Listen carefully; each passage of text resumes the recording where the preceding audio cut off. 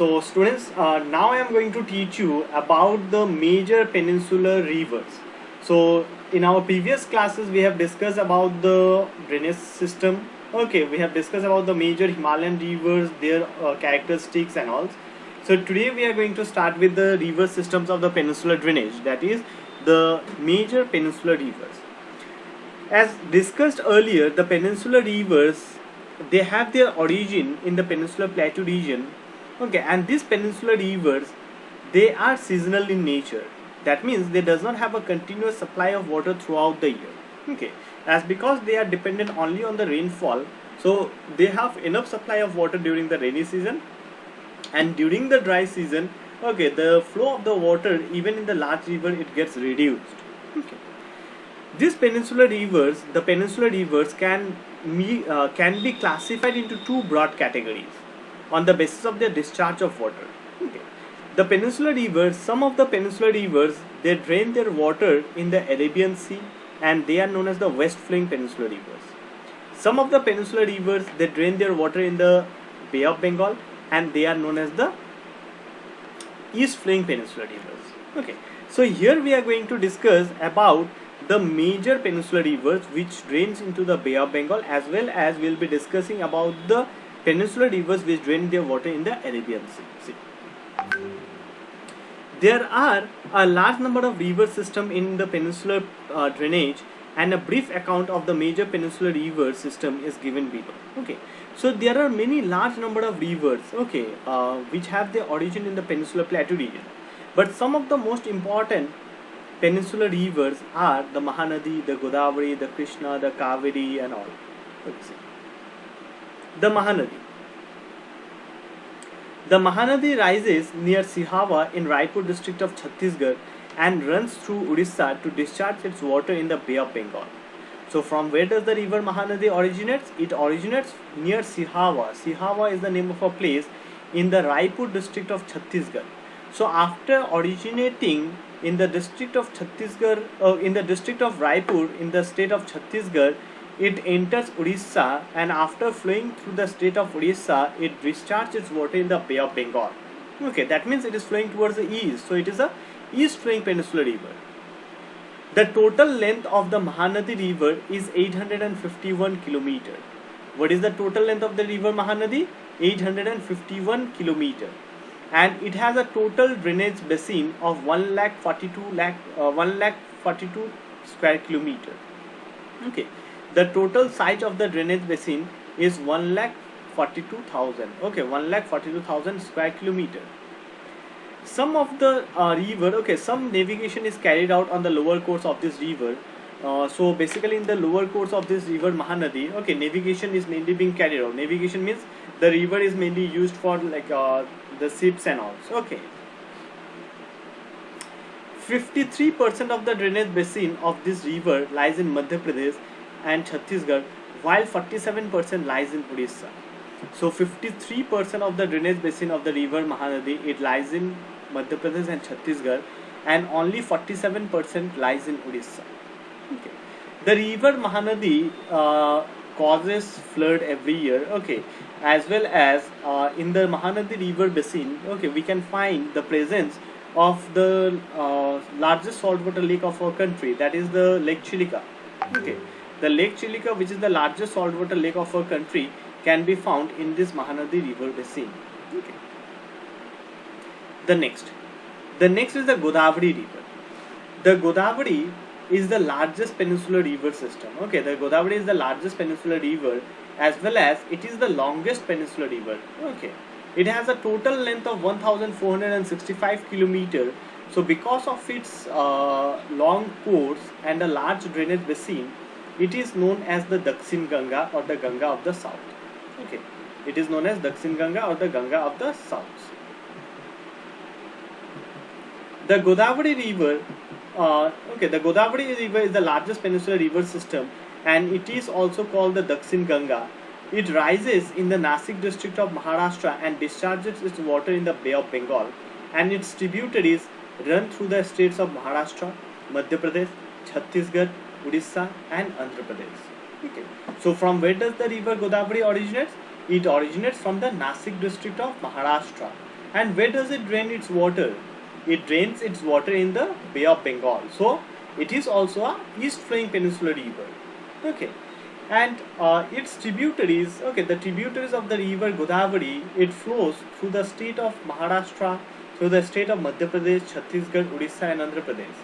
And the total length of the river Godavari is 1465 kilometers, and it has a total catchment area spreading over 3,13,000. Okay, 3,13,000 square kilometer. Catchment area basically uh, refers to the area from where the river collects its water. Okay, so out of its total 3.13 lakh square kilometer catchment area, 49% of its catchment area lies in Maharashtra, 20% of its catchment area lies in Madhya Pradesh and Chhattisgarh, and the rest of its catchment area lies in Andhra Pradesh. Okay. The river Godavari is joined by many number of tributaries. The river Godavari is joined by many number of tributaries such as the Penganga, the Indravati, the Pranhita and the Manjra are its principal tributaries. Okay. So these are the name of the rivers actually, okay, which are the tributaries of the river Godavari. That means these rivers, the Penganga, the Indravati, the Pranhita, the Manjra, okay, they all join the Godavari river. The Godavari is subjected to heavy floods in its lower reaches to the south of the Polavaram, where it forms a picturesque gorge. And the Godavari river, okay, it is subjected to heavy floods. Every year, it causes heavy flood-like conditions, okay, and it reaches to the south of Polavaram, okay, it flows till Polavaram, okay, it flows till Polavaram. After that, it drains into the Bay of Bengal. The river after Rajamundry splits into several branches to form a larging delta. Okay, and the river after flowing till Rajamundry, it splits. Okay, it divides into several branches or distributaries, and it forms a large delta. Okay. The next is the Krishna river. The Godavari is the largest peninsular river, as I said. The Krishna is the second largest east flowing peninsular river. Okay, and it rises near Mahabaleshwar in the Sahyadris. From where does the Krishna originate? It originates in the Mahabaleshwar hills in the Sahyadri range, and its total length is 1401 kilometers. That means it is the second longest peninsular river of our country. The major tributaries of the river Krishna are the Koyna, the Tungabhadra and the Bhima. These are the major tributaries. Of the total catchment area of the Krishna river, 27% of it lies in Maharashtra, 44% lies in Karnataka and 29% lies in Telangana. Okay, so these are the three major peninsular rivers, that is the Mahanadi, the Godavari and the Krishna. Okay, the Godavari is the largest peninsular river. Okay, the Krishna is the second longest peninsular river. The Mahanadi is another important peninsular river. See, apart from this, the Kaveri is also there, the Narmada and the Tapi are also there, which are the other important peninsular rivers. Okay, so apart from this Mahanadi, Krishna and the Godavari, the Kaveri is another east flowing peninsular river which drains its water in the Bay of Bengal. The Kaveri river, it rises in the Brahmagiri hills of Kogadu district in Karnataka, and it has a total length of 800 kilometers, and it drains an area of 81,155 square kilometers. So the total length of the river Kaveri is 800 kilometers. Okay, and the total size of the catchment area is 81,155 square kilometers.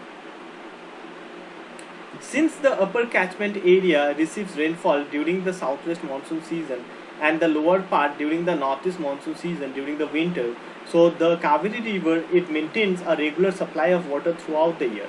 Okay, so you may be getting a question over here that why does the Kaveri river, it maintains a regular flow of water throughout the year? Because it receives water supply from both the southwest monsoon as well as from the northeast monsoon. That means during the summer season it also gets rainfall from the it gets water from the rainfall, as well as during the winter season also it gets water from the rainfall. So this is why it is able to have a continuous flow of water actually. Okay, So since the upper catchment area receives rainfall during the southwest monsoon season summer and the lower part during the northeast monsoon season winter, the river carries water throughout the year with comparatively less fluctuations than the other peninsular rivers. Okay, so the river carries water throughout the year actually with less fluctuations. Okay, with very less fluctuation.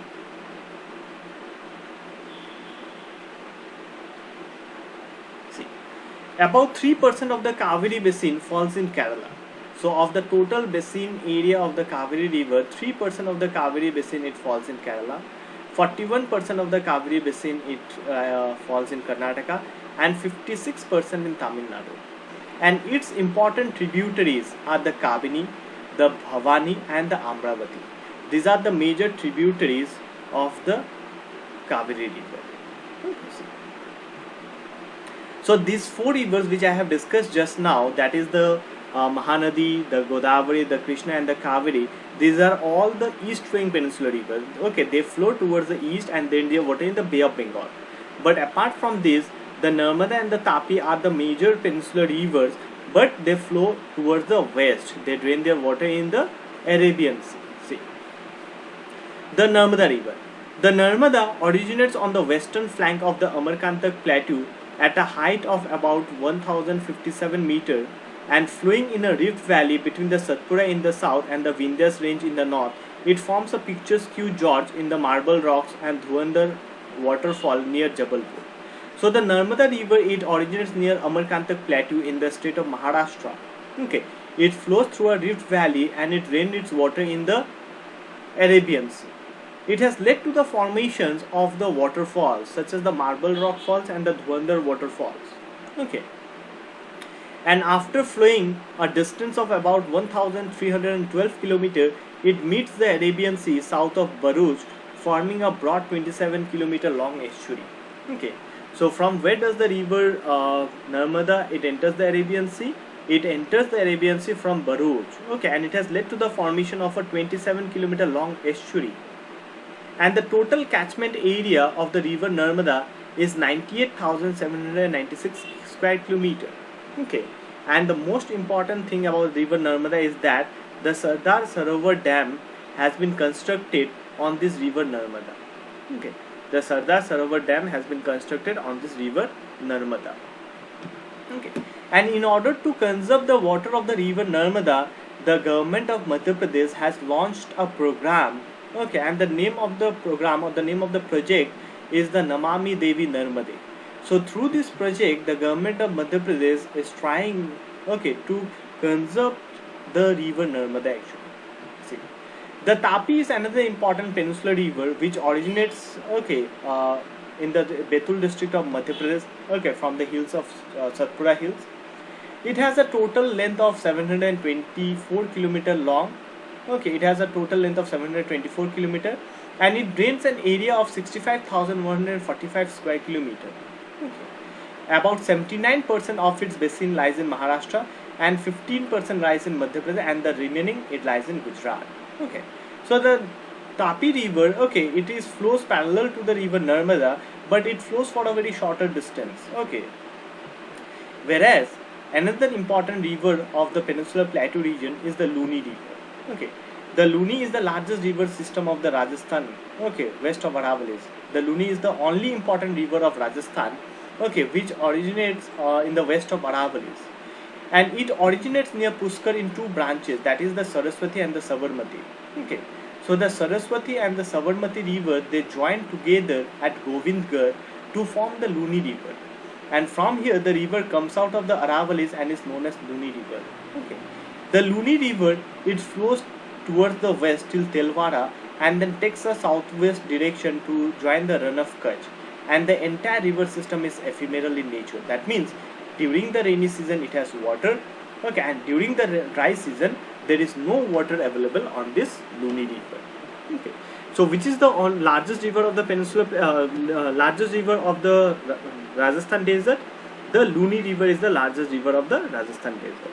Okay, so this is these are some of the major peninsular rivers. Okay, so apart from this, apart from these rivers, there are also some other west flowing peninsular rivers and the east flowing peninsular rivers, okay, which we will be discussing in our next class. Okay, I will be providing you the basic information about the other peninsular rivers, the other rivers which has their origin in the peninsular plateau region, but they either join the Arabian Sea or in the Bay of Bengal.